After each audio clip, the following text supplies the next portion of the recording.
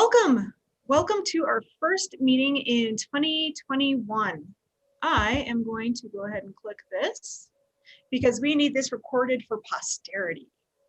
It is a big year for the Inspirational Speakers Toastmasters group, and today is, thank you, Mimi. Today is a big day because we have an icebreaker today, which is always one of the best meetings to be in attendance of. To see a first speech as somebody takes that big step off the cliff of public speaking fears. There's no plunging art, don't panic. I'm really excited to hear your icebreaker today, though. I am also your Toastmaster for the day, and I would like to jump right into introducing our functionaries so that we can understand how their roles are helping us conduct better meetings. And we will start with Mr. Flowers, who is going to be our counter today. And I believe I have given you quite a bit to work with already, sir. How will you be helping us in this meeting today? Thank you, Madam Toastmaster. So today, as your counter, I will be taking notes and counting when you go, that's a good idea. And I just thought about something. To help with our grammatical training, I will let you know our numbers at the end. If you have questions, concerns, I know what I can do now. Back to you, Ms. Toastmaster. Thank you. Thank you, James. Our next functionary today is going to be keeping track of how well we speak. Our grammarian today is Nathan Rosane. Nathan, how are you going to be helping us with this meeting? I'm going to find out how to unmute myself. So for this meeting, I am going to be the grammarian. I will be looking at how we are using the English language, how we can be better at using the English language. And I am going to have a word of the day. The word of the day is serendipitous. Oh. Serendipitous. So serendipitous, the meaning, let me actually pull up what I found here. The meaning of serendipitous is occurring or discovering by chance in a happy or beneficial way. To use that in a sentence, if I use the word serendipitous correctly, it will be a happy accident. Thank you, Ms. Toastmaster. Nathan, do you mind dropping that in the chat? Because I just tried spelling it out phonetically, and I feel like that would not pass spell check. Oh, awesome. Thank you. That's not how you use the English language, Sandra. If it sounds right. Thank you. Thank you. Our next functionary, I'll grab, do we have any last minute volunteers for general evaluator? Or I can take it and I can just call on the evaluators and the functionaries. And Jennifer, I can do it. Hello, I appreciate you. So now that I've just thrown you in at the very last second, I could stall for a minute while you catch your breath. And could you tell us a little bit about how later in this meeting you'll be assisting us as general evaluator today? As the general evaluator of the meeting, I will be evaluating the evaluators and the meeting all together and calling on the functionaries to give us reports on how we're doing with our grammar, our ums, our ahs, and most importantly, how we're doing with time. Madam Toastmaster. Thank you. Thank you, Madam General Evaluator.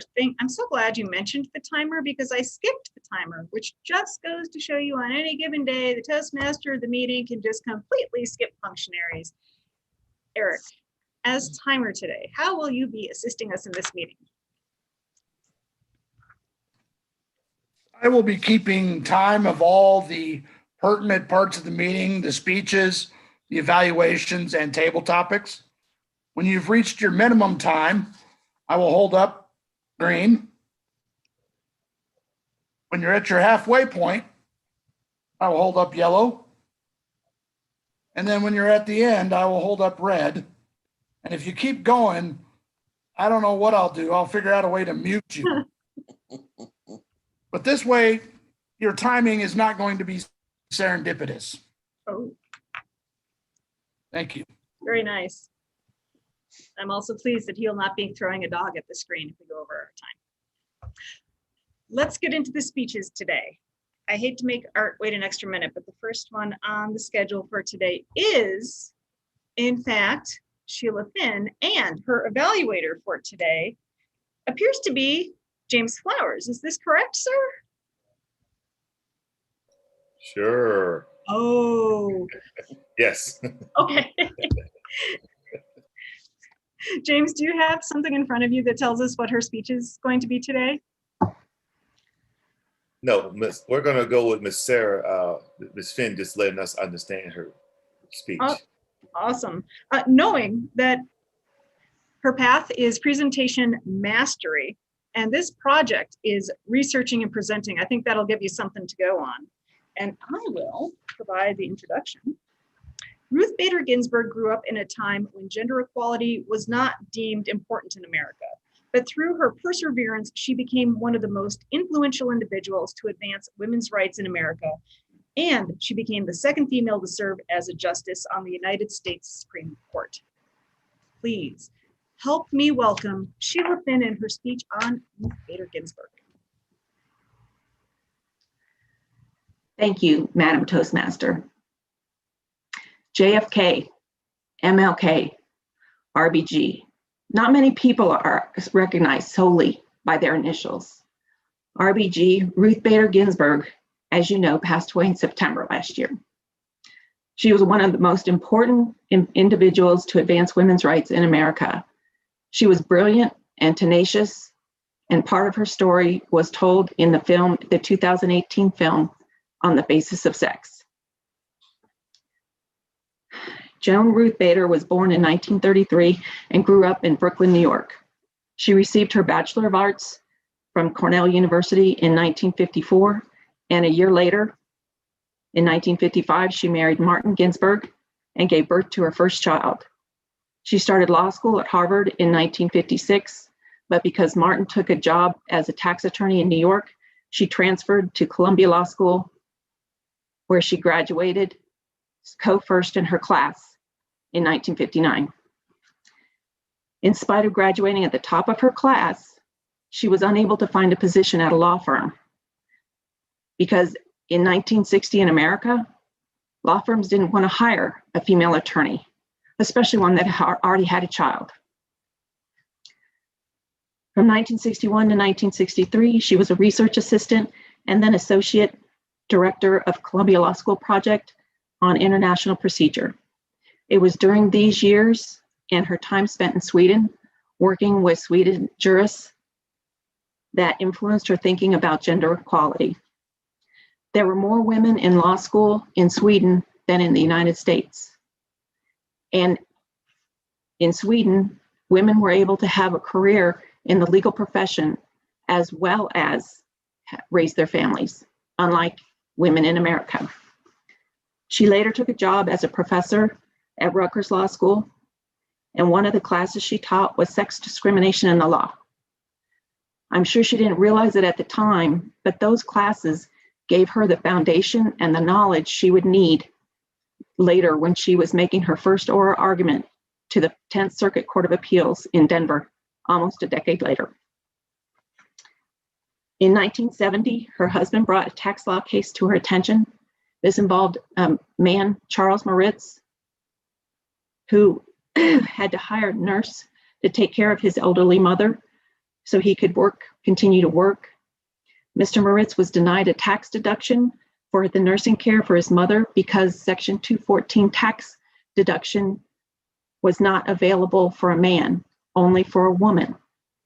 The lower court had ruled that Mr. Moritz, a bachelor, simply didn't qualify for the tax deduction because he didn't fit the definition in the tax code.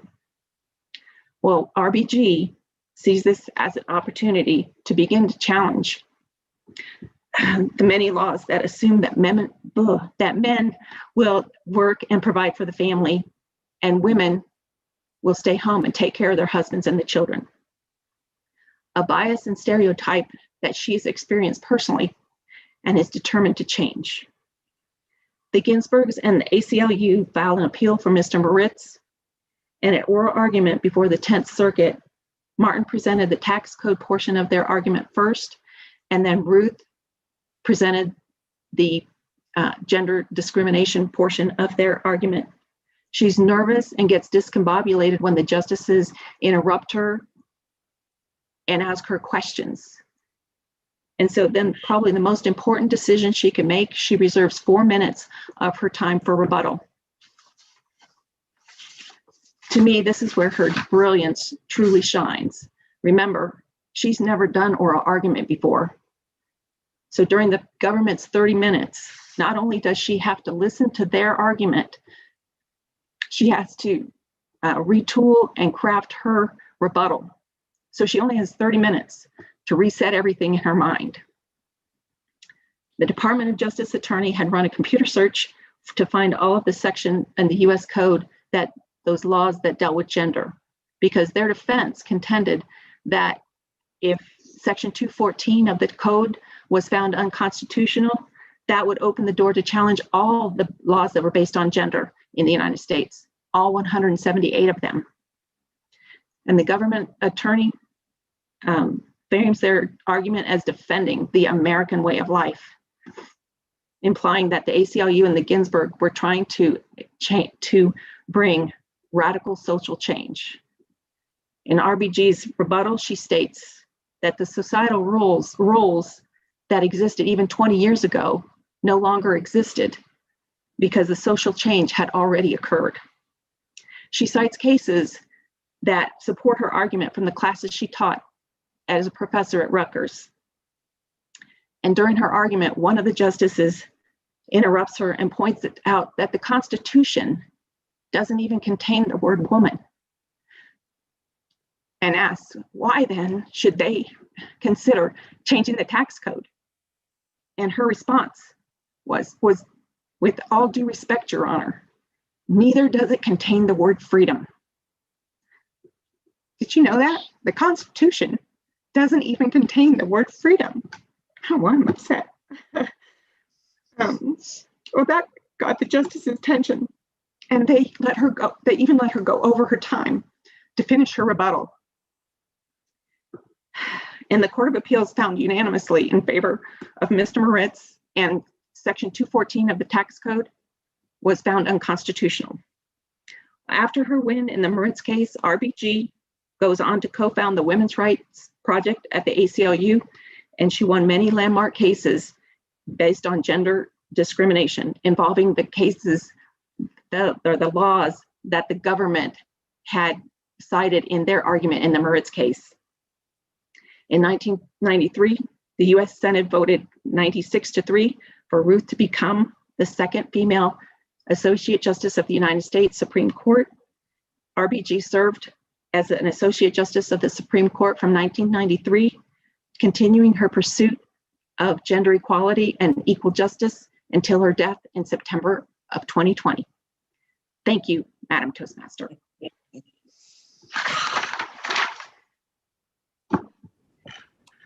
Thank you, Sheila. That was a great speech. Very educational. And no, I did not know that the word freedom was not in the Constitution. Mr. Timer, could you please put 1 minute on the clock so that we can all type in some messages directly to Sheila in the chat and give her some feedback on the speech?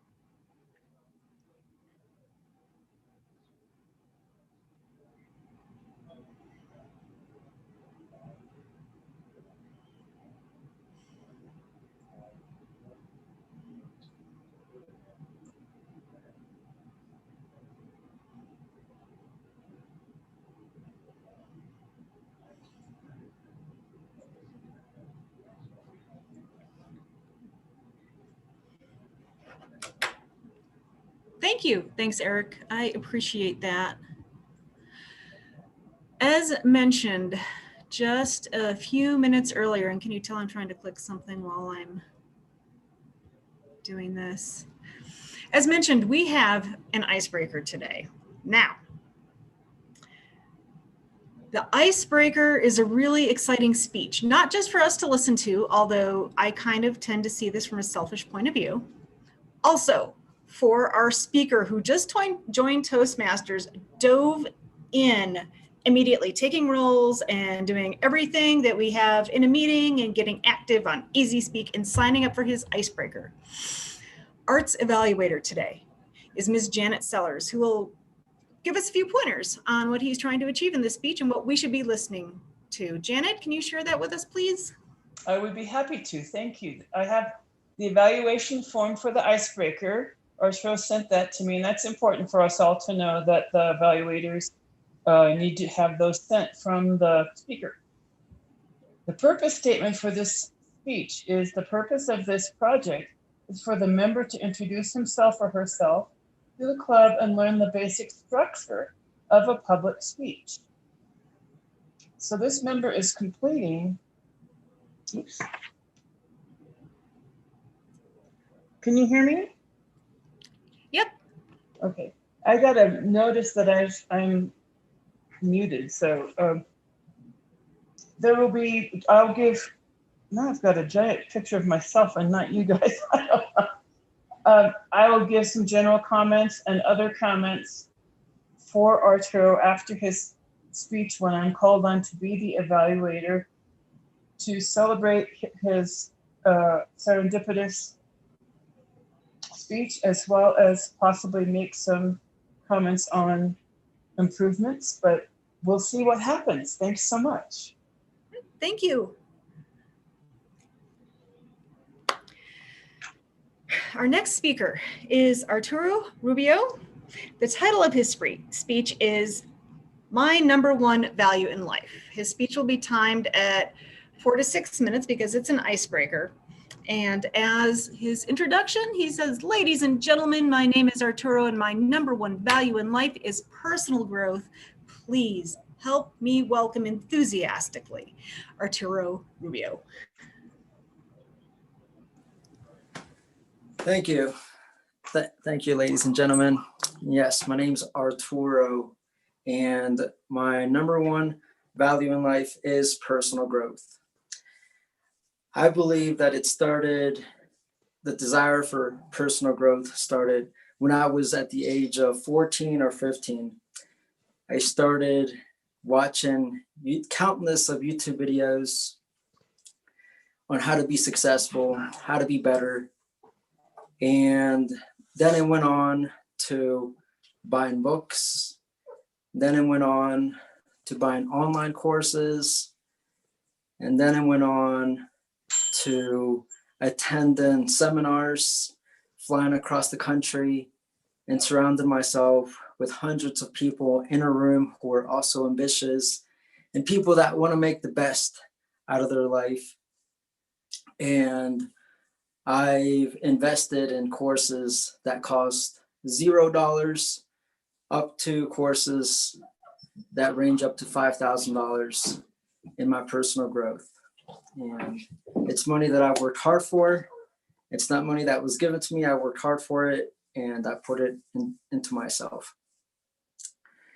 And I ask myself sometimes, I say, hey, where did this desire come from to always want to grow, to always want to make the best out of every day and be the best version of myself? And two things come to mind. Number one is I think it's just part of my DNA. Every day I just want to grow. I just want to get better. I want to be the best version of myself. And the second thing that comes to mind is my immigrant background. So I most of my life, I grew up in Pennsylvania, and small little town, but I was actually born in Mexico, small little town in Mexico City. And I remember that at the age of 5, my mom brought me to the United States illegally for an opportunity to give me a better future. She risked her safety, she risked her life to give me a better future than the life she had growing up. And growing up, I remember both my parents, my mom and dad, they were always said, hey, work hard, always build a strong work ethic, build good habits, be a great person. And that also always motivates me. My parents come from a very humble background. A lot of them, at some point, both of my parents were dirt poor, and they didn't have very much. They never got to finish school. They never got to finish grade school because they had to work. They had to provide for their family. They had to help raise their siblings. And I remember Mom used to tell me there was at one point in her life she didn't have shoes. At some point she had ticks all over her hair because how bad the living conditions were growing up. And that motivates me to always be better and keep being the best version of myself. Whether it's in my health, striving to get a better diet or better lifestyle, or it's my wealth, sharpening my skills on how to make more money, how to become a better leader, or if I'm invested in my relationships, how to better my relationships with my family, my friends, my coworkers, the people in my network, the people that I care for. I'm always going to be invested in myself. And my message, well, I encourage everybody to be the best version of yourself. I think we're all here for only a short period of time. We're not here for a very long time. And why strive for an average life, average goals, average dreams? Why not be the best version of yourself every single day? And I want to end it with a quote. And I've been listening to Dan Pena a lot, a guy on social media, and he says, man's biggest burden is unfulfilled potential.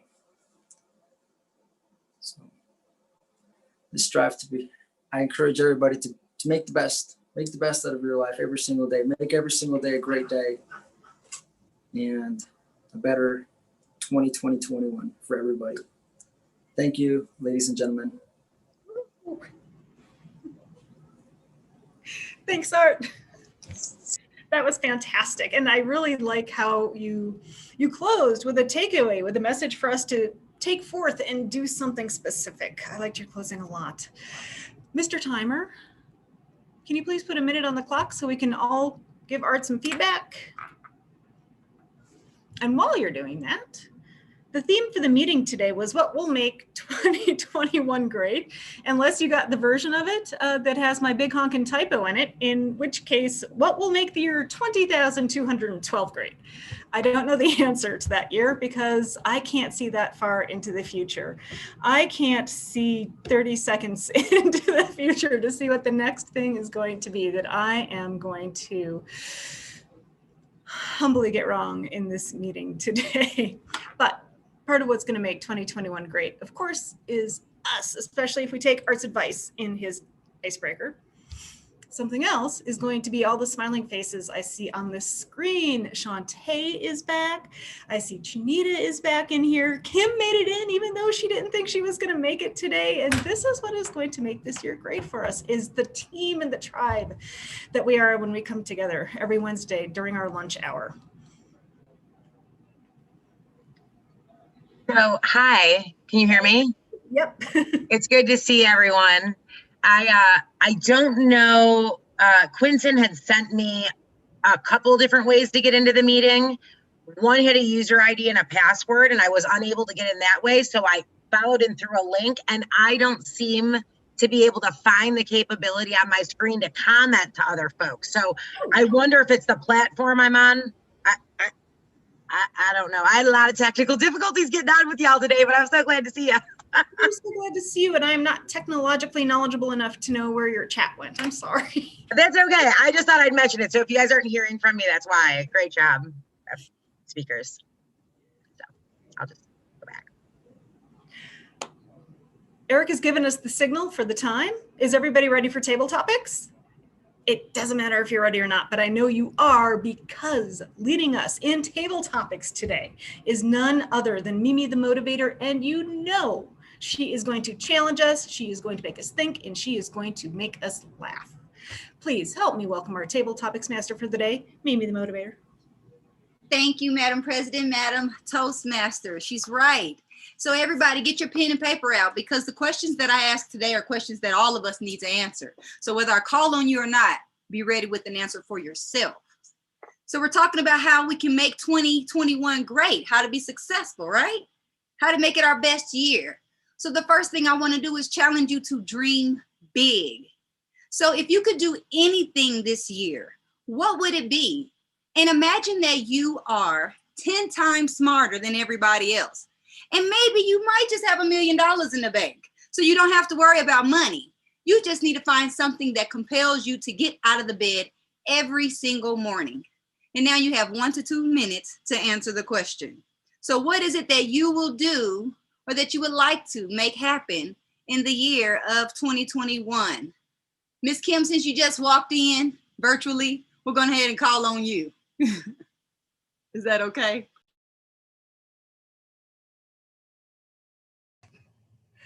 I was asking what the word is for today. Can somebody pronounce that for me? I'm like, I don't. Serendipitous.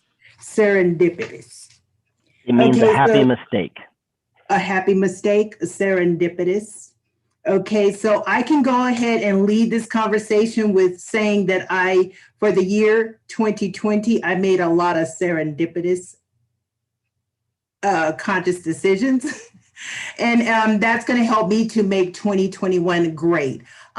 By that being said, I am going to get at least a 5,000 square foot home to where I can rent the bottom of it. And everybody is going to have, of course, we're going to use social distancing, but I want to start filling our community again. I want to start spreading the word again, giving the hope again, inspiring more people again. That's going to help me to make 2021 not only great for me, but for everybody around me, everybody that I come into contact with. So what I want to close with is to say that 2021 is all going to begin with our mindset of dreaming bigger and living life to the fullest. There you have it. Thank you. Thank you so much. What a great answer. So for my next question, what I've been doing with my clients is I've been having them name 5 things that they want to do, be, and have in the next 6 months. But I'm only going to ask you for one in each area. So what do you want to do? What do you want to be? And what do you want to have within the next 6 months? Miss Costello, do you care to answer?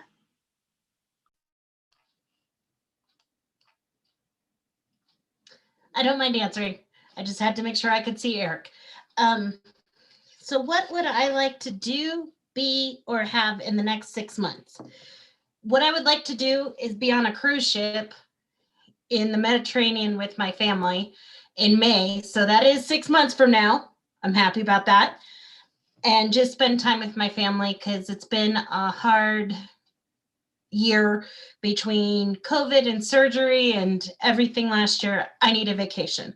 So that's what I want to do. What I want to be is the best person I can be. Be a person who is able to show compassion and helpfulness and kindness to others, because this world needs compassion and kindness right now, if not more than other, with all the situations that are going on in the US as well as the world. And what would I like to have? I'm going to be honest and say a world without face masks is what I would love to have in 6 months, but I possibly know that that's not going to happen. But I want to see smiles again. I want to be able to give hugs and shake a hand and just be able to have a human connection through touch. And so I would like to have a world with no face masks. I'd like to do our cruise with my family, and I'd like to just be a compassionate and kind person over the next 6 months. That is beautiful. Thank you so much. The reason I ask you these questions is so that way the next step you would do with this is find out how much it would cost to make some of these things on your dream list happen. Some cost zero, but of course a cruise in May costs a couple dollars. So that way you can see and break that down and see how much money do I need to start looking at making a month or even a day. See how that goes together? So the next question on my list is, if there was one thing that you could change in yourself this year, what would that be? Because changing the world starts with changing yourself. So what is the one thing that you would change in yourself? Mr. Timer, do you mind answering? And I'll grab some timing cards really quick. Hold on 1 second. Do we have to applaud the whole time we're waiting for her to come back? Nope.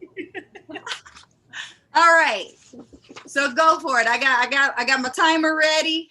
Mr. Timer, take it away. One thing I would like to change is not necessarily about myself. It's about our situation with our second location being able to open. Right now, with the COVID restrictions and the way things are, it's just not feasible for us to actually open that location. To open at 25% capacity pretty much is a waste of time for us at this point. We, Sandy and I have been to probably every grand opening of a brewery since we opened ours, and they are packed. People are standing room only in places, and right now that's not possible. And I don't want to have to restrict people from being able to come in and enjoy our new spot, which we're very excited about. The way it's looking and the way we've built it out, it's going to be amazing. And we want everybody to enjoy it. The biggest thing I want to change is I want to see us be able to get back to 100% capacity at places so that we can all get together, hang out together, enjoy each other's company, and have fun together again. Thank you.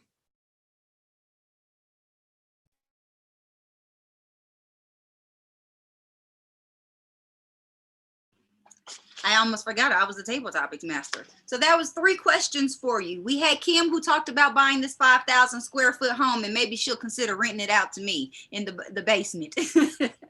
Then we also have Jennifer, who has decided she's going to be the best person by being compassionate, being kind. She's going on a cruise in May, and she just wants no face mask so she can have human touch. And then you just heard Eric, who is just ready to open up this new brewery for us all to come in and fill in and have fun and drink beer, because he makes good beer if you haven't had it already. So please take a moment to vote. Send it as a private chat to me. And I don't know if my name says Inspirational Speakers today. So send a private chat to Inspirational Speakers and vote for your favorite table topics. Thank you, Madam Toastmaster. I have to drop off our meeting a little unexpectedly, and the timing could not possibly be better. I am turning control of the meeting over to our experienced, capable general evaluator of the day. Please help me welcome Jennifer Costello, the very distinguished Toastmaster. Thanks, Sandra. And did you want me to go ahead and close out the meeting as well for us? I can't get back on. Do you mind? I don't mind. Thank you. I appreciate you. You're welcome. It is my pleasure, excuse me, to go into the evaluation portion of this meeting. I'm going to first call on James Flowers. He was the evaluator for Sheila's speech. So James, could you tell us how Sheila did and give her your notes and feedback? Thank you very much. Wow. Sheila, your speech today, I really had a hard time taking notes because I was so engaged. I could tell you had a personal connection with it. You showed your feelings in your speech, and it's very rare for someone to give a message and people can relate to the message and that and the speech at the same time. And the person that says, you really had us engaged. Your voice was consistent. That's the one thing I would say. I would like to see a little more reflection, a little more energy, but because it was so emotional and personal to you, it was hard to do. So I understand why it was that way. But I did put a message on. I told people, I'd say she need to redo that speech at a women's group to uplift women. That's got to be one. That's got to be one. It's definitely. My takeaway was something that, wow, really blew my mind. Our founding paper, letter, building block, the Constitution talks about everything. And the reason they wrote it was because they wanted independency, but it never mentions the fact that we want freedom. You blew my mind with that part, ma'am. So I think if you do this again, I authorize and give you my byline that you can use. Our founding paper, foundation that talked all about independency, never say we should have freedom. So I turn it back over to you, Ms. General Evaluator, to say that I think that Ms. Finn has stuck out of the water and we see her coming. Thank you. I love the reference there, James, with the like a shark almost, or a whale, or a dolphin. They're all good fish. Our next, and Sheila, I have to say thank you for your speech as well. I learned multiple things that I never knew, not only about RBG, but also the fun fact that I have to share with everyone I know today that the US Constitution does not contain the word freedom in it. And that just amazed me, and I never knew it until today. So I have to say my day is complete. It's a good day because I learned something new. Next, I'd like to call on Janet to give us her feedback on Arturo's speech. Janet, can you please provide him with his feedback?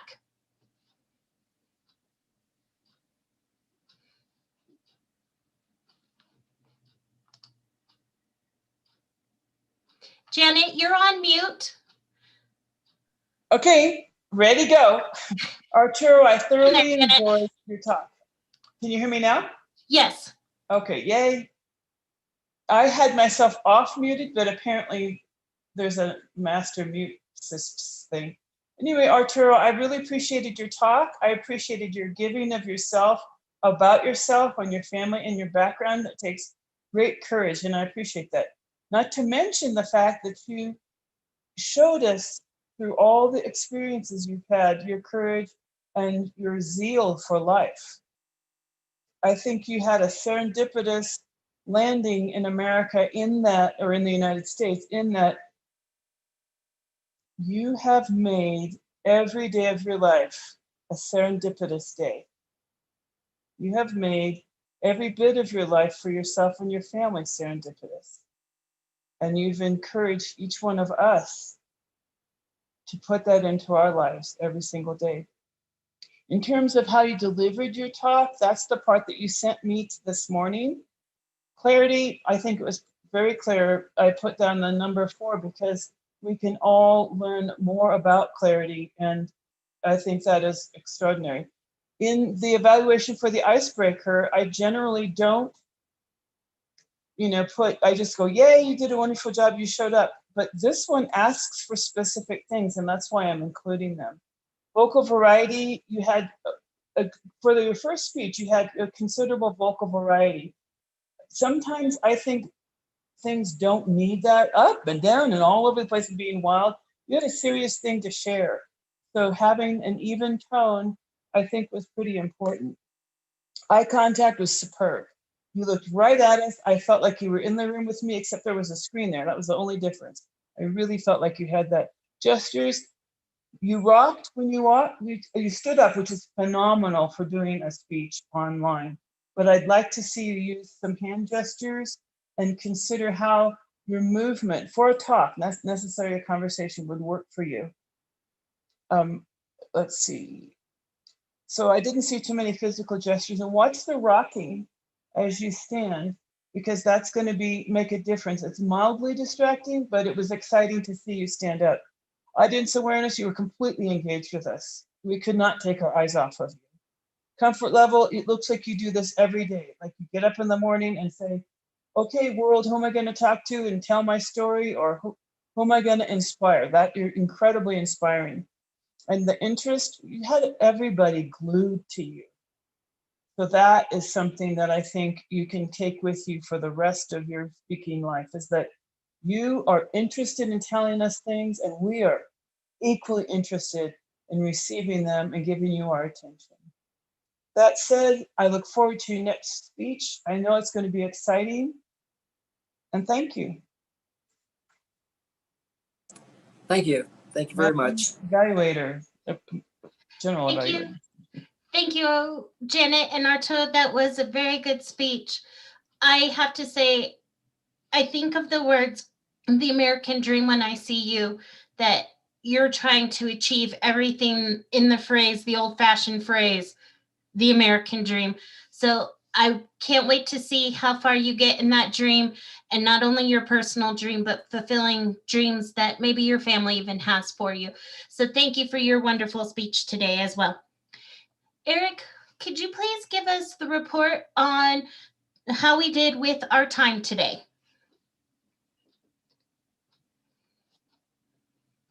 We'll continue to shake, do the hokey pokey. I don't know. Everybody, or the chicken dance. Or the chicken dance. There you go. I'm there. Okay. Everybody did a great job today.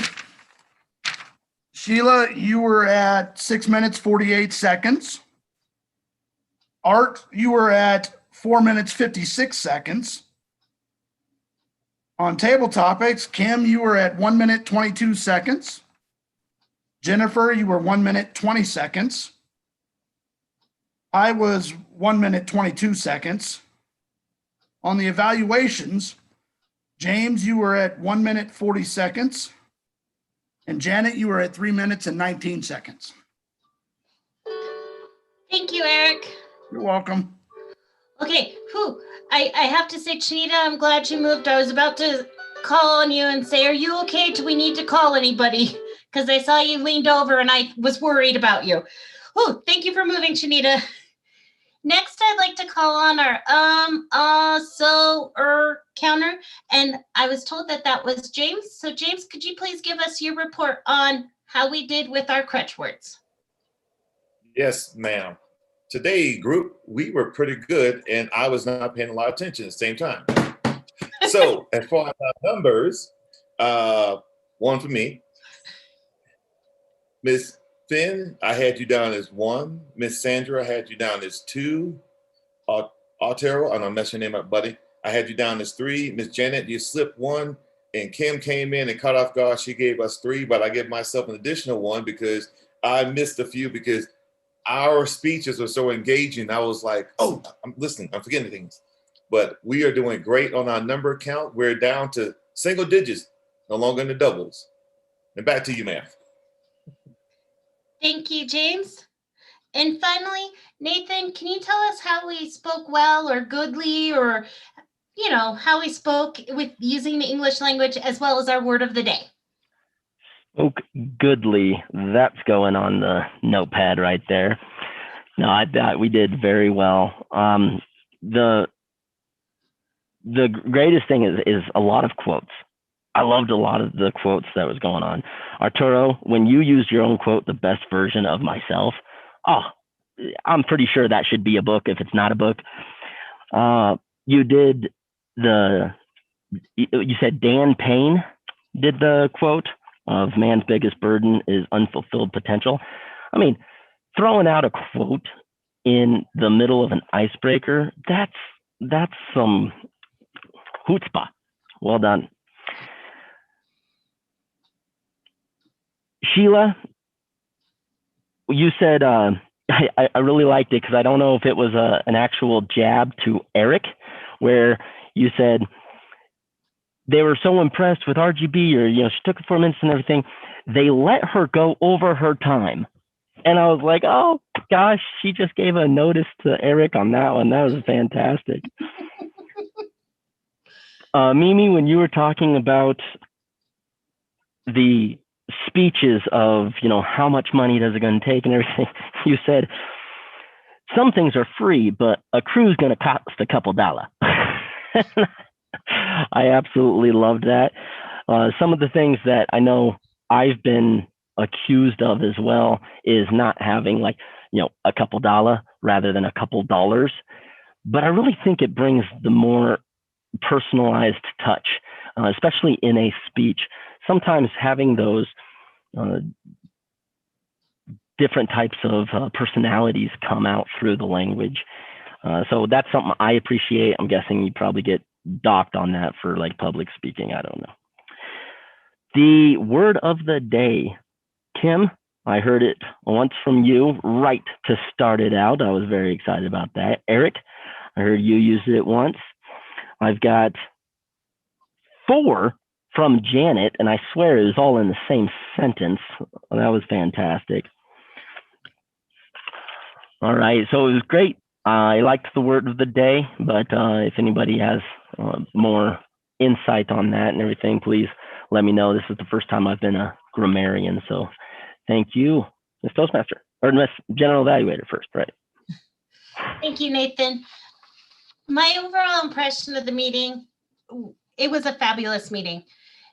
The knowledge that we learned from Sheila and Arturo, and then the knowledge we gained through table topics.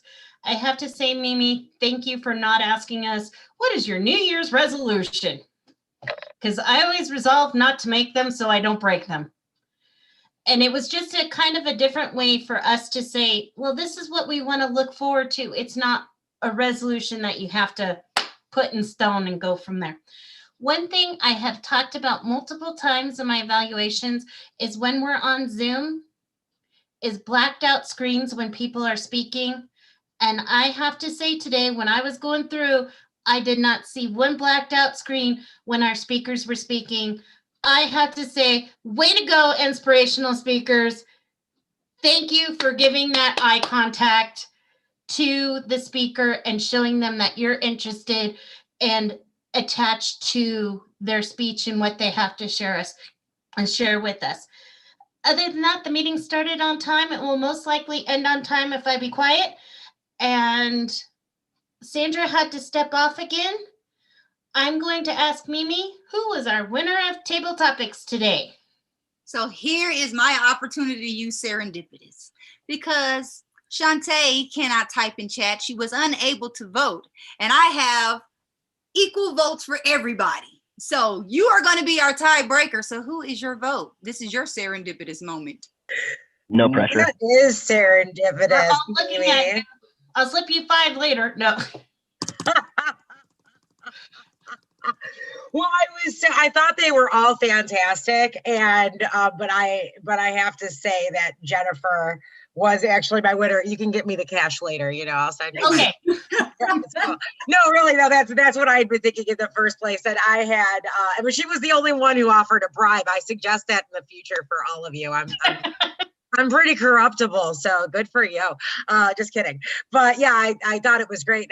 I wish I wouldn't have come in late today. But I just wanted to say on your Sheila, right?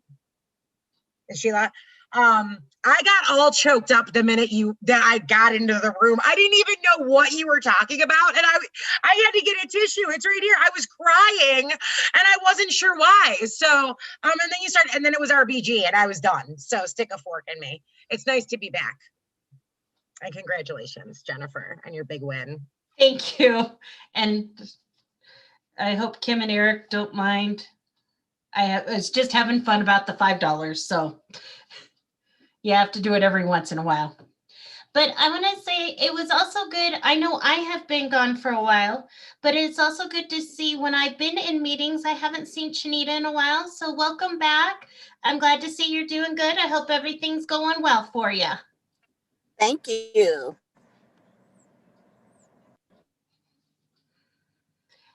And Mimi, did you want to go ahead and I know in the chat, it also talked about sign up for meeting roles for the next meeting. Yes. Would you like to go ahead and get that taken care of while we're on this meeting? Yes, I would. Thank you so very much. So first, I'm going to ask Ms. Sheila, are you going to be here next week? Let me stop our recording and our